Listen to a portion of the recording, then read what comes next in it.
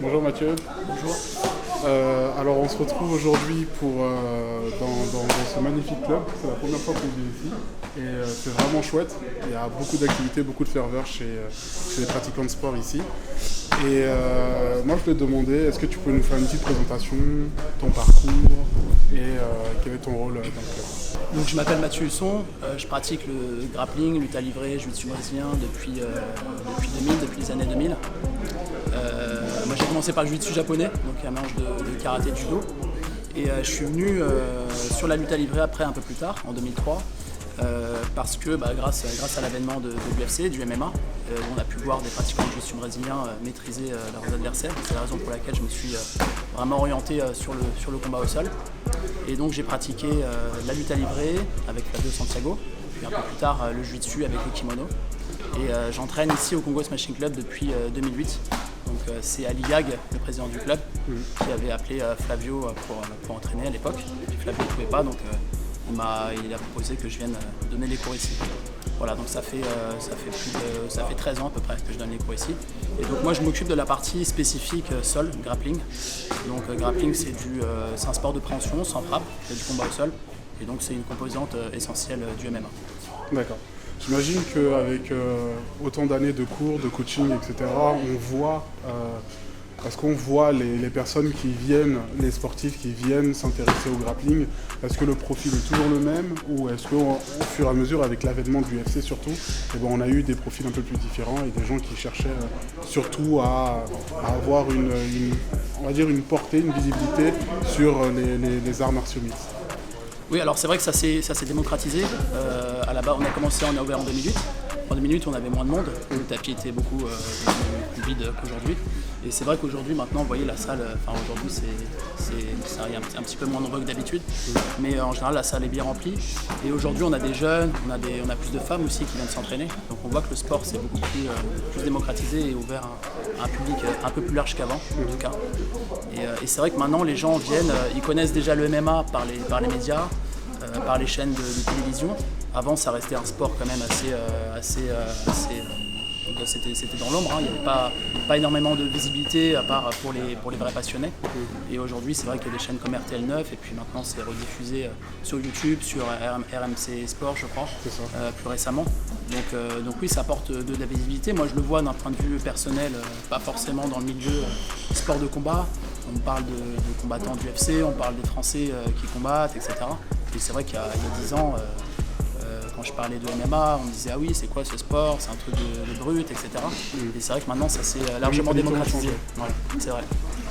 Et comment ça se passe pour la préparation, par exemple, d'un combattant, celui qui a une échéance dans quelques mois? Comment ça se déroule? Est-ce qu'on part d'abord sur toute une j'imagine qu'il y a une formation aussi mentale qui rentre en ligne de compte, mais comment ça se passe au niveau des entraînements pour ce qui est du grappling en soi? Alors, en fait, en termes d'entraînement, nous on va se focaliser sur l'adversaire, savoir ce qu'il fait bien, ce qu'il fait pas bien, etc. Si c'est un grappleur ou un boxeur, on va avoir des stratégies complètement différentes. Donc on analyse l'adversaire et en fonction de ses points forts et de ses points faibles, on va travailler plus spécifiquement pour le combat au sol. Moi ma spécialité c'est le grappling, je fais pas de MMA, je pratique comme ça l'entraînement pour les élèves. Mais sinon d'un point de vue personnel, je pratique vraiment sans les frappes. Donc c'est vrai avec les frappes au sol, donc on travaille sans les frappes toute l'année parce que ça permet d'être plus précis sur les positions. Parce que quand il y a une frappe qui part, tout de suite la position elle se perd, on est moins rigoureux. Donc c'est important de travailler vraiment en grappling pur. Et un mois avant, à peu près 2 mois avant le combat, on rajoute les gants, les frappes au sol pour s'habituer, pour prendre des bons réflexes. D'accord.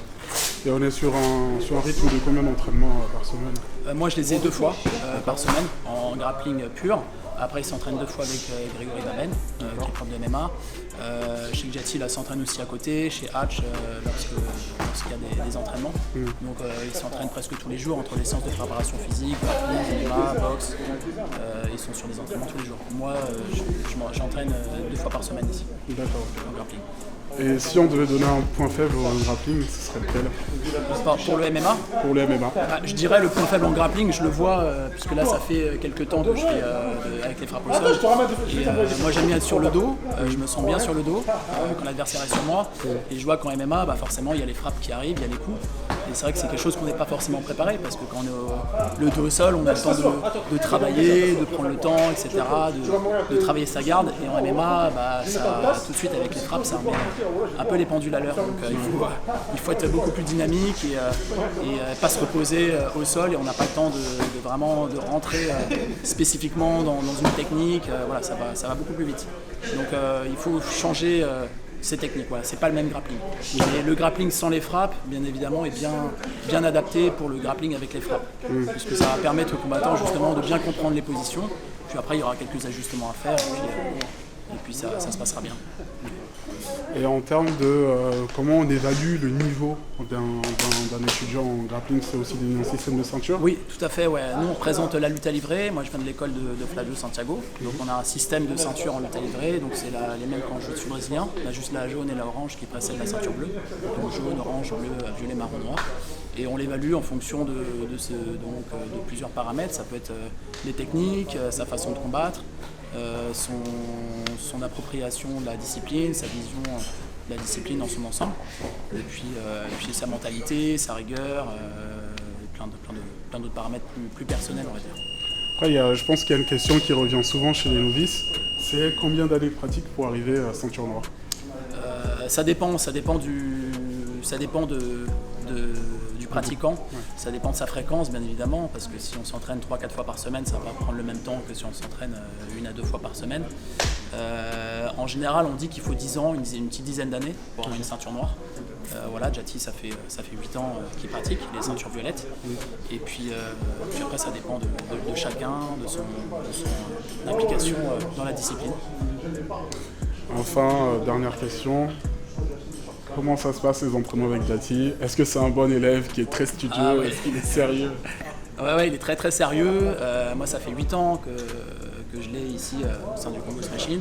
Il est arrivé en 2013. Et s'est vite fait remarquer par ses qualités physiques, techniques. C'est quelqu'un qui apprend vite. On lui montre une position et puis il arrive tout de suite à l'appliquer. Et puis il arrive à se mettre en danger, contrairement à beaucoup de personnes qui restent dans leur schéma tactique et qui ne veulent pas se mettre en zone de danger. Lui sort de sa zone de confort et puis il essaye de travailler à chaque fois les techniques que je lui montre, et c'est comme ça qu'il arrive à progresser après à les appliquer. Et donc ça devient de plus en plus dur, hein. Vous voyez là, on a les images. Vous avez les images, vous pourrez apprécier. Mais oui, en grappling, ça va parce qu'il n'y a pas les frappes. Mais avec les frappes, là, je pense qu'à son combat, il va faire mal. Hein. S'il arrive au sol, à amener son adversaire au sol. Voilà. Puis il est aussi titré en grappling. Il a gagné les France, les Europes et les mondes en UWW, la fédération de lutte en grappling. Donc voilà, il a un bon background. Un combat au sol, donc voilà, je ne me fais pas de soucis pour lui, en tout cas pour son combat, si ça arrive au sol, en tout cas ça va être facile, je pense, enfin pas facile, mais ça va faire mal en tout cas. Hâte d'y être alors? Ouais, j'ai hâte d'y être, j'ai hâte de voir ça. Merci beaucoup Mathieu. Merci. Merci Nicolas. Merci les gars.